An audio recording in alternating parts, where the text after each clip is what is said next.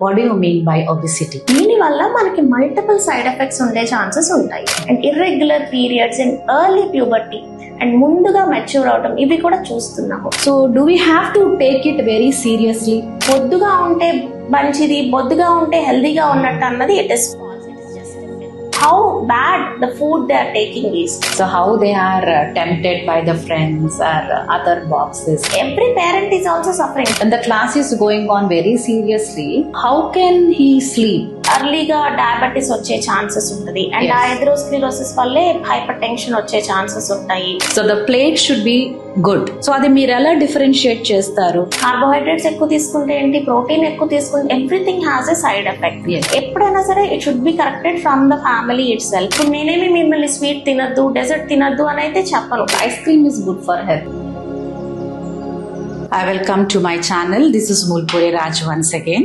మనం స్కూల్లో ఫేస్ చేస్తున్న, మన చుట్టుపక్కల ఫేస్ చేస్తున్న ప్రాబ్లమ్స్ గురించి జనరల్ గా మాట్లాడటానికి మనం లిటిల్ ఛాంప్స్ హాస్పిటల్ కి వచ్చాము.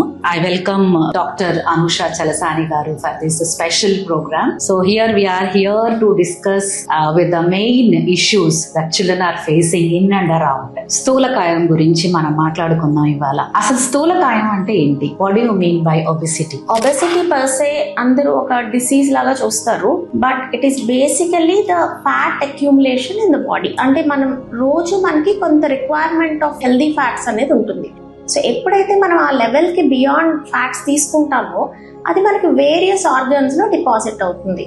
సో దీని వల్ల మనకి మల్టిపుల్ సైడ్ ఎఫెక్ట్స్ ఉండే ఛాన్సెస్ ఉంటాయి. సో మనం పిల్లల్లో పర్టికులర్ గా కనుక కంపేర్ చేసుకుంటే ఓవర్ ద లాస్ట్ 25 years అంటే there is a drastic change. అంటే there is 4-fold increase in obesity in children. So even girls and boys. So ఇంతకు ముందు 0.2% ఉన్నదల్లా ఇప్పుడు దాదాపు 8% దాకా ఉంది.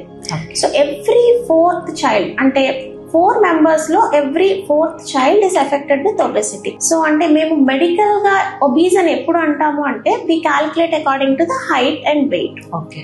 So height and weight as per their age and sex. అంటే అబ్బాయిలకి వేరేగా అమ్మాయిలకి వేరేగా. So we classify into normal, overweight and obese. Okay. So దీని ప్రకారం మేము వాళ్ళు ఒబీస్ ఉన్నారా లేదా అన్నది చెప్తాం. Okay. So this is how the children are categorized. ఇది నార్మల్, అబ్నార్మల్ అని అనుకోకుండా ఒబెసిటీ అనేది ఒక సెక్షన్ ఆఫ్ చిల్డ్రన్ ని మనం డివైడ్ చేసి పెడతా ఉంటాం. Madam, how does it effect the children? Physiological disorder లాగా మనం చూస్తాము, లేకపోతే ఆ సైకలాజికల్ ఇంపాక్ట్ చాలా ఉంటుంది పిల్లల మీద.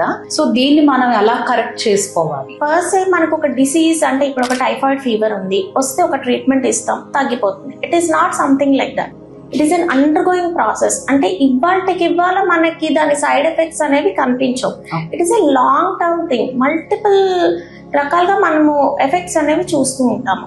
సో ఈ ఫ్యాట్ డిపాజిషన్ ఎప్పుడైతే ఆర్గన్స్ మీద జరుగుతుందో, అంటే it could be on the heart, it could be on the liver, it could be in the blood vessels, వీటన్నిటిలోనూ దీనివల్ల మనం సైడ్ ఎఫెక్ట్స్ చూస్తాము. సో దీనివల్ల ఏంటంటే పిల్లల్లో అంటే early as 6 to 8 years age పిల్లలు కూడా మనం ఒబీస్ గా ఉండటం చూస్తున్నాం వీళ్ళలో. సో వీళ్ళు ఎప్పుడైతే early teens and 20s enter అవుతున్నారో అప్పుడు బీపీస్, షుగర్ రావటము, లివర్ డిసీజెస్. అంటే ఇప్పుడు మేము నార్మల్ గా అల్ట్రాసౌండ్ చేసినా కూడా we're seeing fatty liver changes in 10-year-old kid, which is really alarming. Okay. So ఈ అన్ని కూడా లేటర్ ఆన్ అంటే వాళ్ళు 20s 30s వచ్చేసరికి they will manifest as a disease. Okay. So the basic causes underlying obesity. So ఇవొక్కటే కాకుండా and they have very low self esteem. అంటే వాళ్ళు క్లాసులు లోగా ఫీల్ అవ్వడము, ఏమన్నా పని యాక్టివ్ గా చేసుకోలేకపోవటము, ఇలాంటివి కూడా చూస్తాం. And more importantly girl children అంటే అమ్మాయిల్లో ఎర్లీ ప్యూబర్టీ కూడా ఈ ఒబెసిటీ వల్ల వచ్చే అవకాశం ఉంటుంది.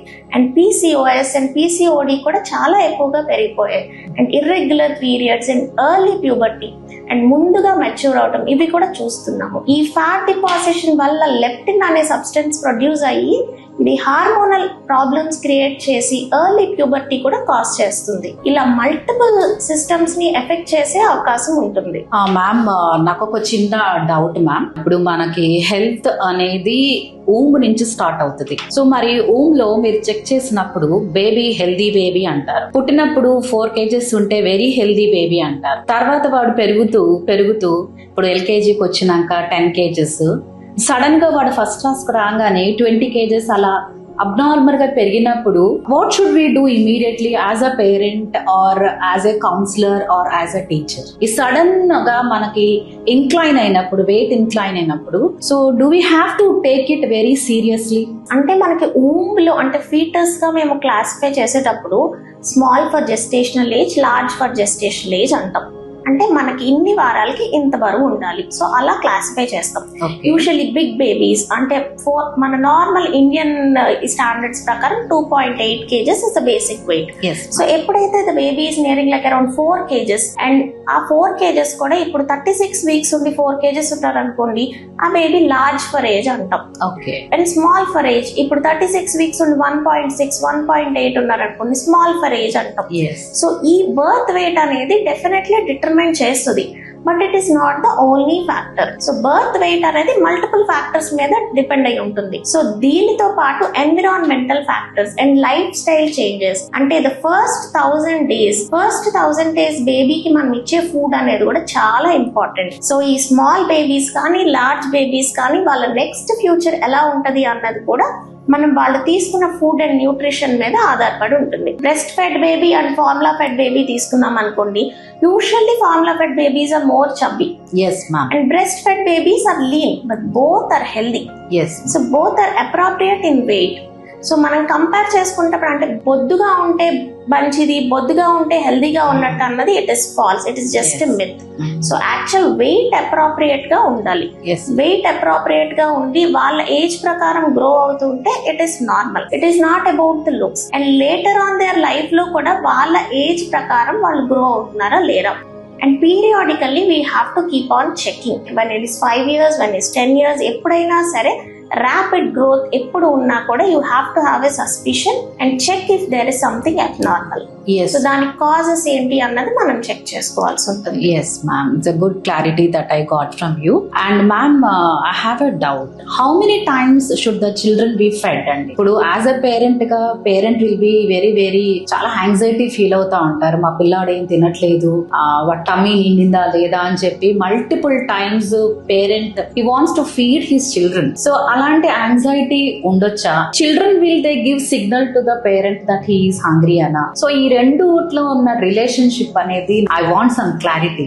The question is like little gross అండి. అంటే it has to be differentiated basing on the age group. అంటే న్యూ బార్న్ లో ఒకలా ఉంటది, టాడ్లర్ 3rd year వరకు ఒకలా ఉంటది, ఆ తర్వాత usually by the end of 3 years. Ma'am I'm concerned with 5 to 13 age group పిల్లలు యూజువల్లీ వాళ్ళ ఆకలి వాళ్ళకి తెలుస్తుంది. Yes, so ma'am. they can tell when they are hungry. Yes, you need not feed them voluntarily and overfeed them. Yes. So the basic thing parents should be concerned about is, are they eating healthy or not? Yes, ma'am. హెల్దీగా తీసుకుంటున్నారా లేదా, వాళ్ళ plate లో ఏం తింటున్నారు, is it junk food or appropriate food, అది they should be concern. And ఎప్పుడైతే వాళ్ళు ఓవర్ ఈటింగ్ అనిపిస్తుంది అంటే మనకు తెలుస్తుంది. ఇప్పుడు ఒక 6th class పిల్లాడు ఒక 5-6 దోశలు తింటున్నాడు అంటే it is really abnormal. Yes, ma'am. You stop it at 2 or 3, but if he is asking like 5 or 6, there is something abnormal. Yes.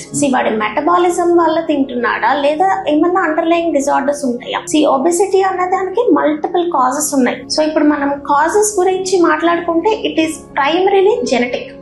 Genetic దానికి ప్రత్యేకించి మనం చేసేదేం లేదు, but always it can be corrected with life style change.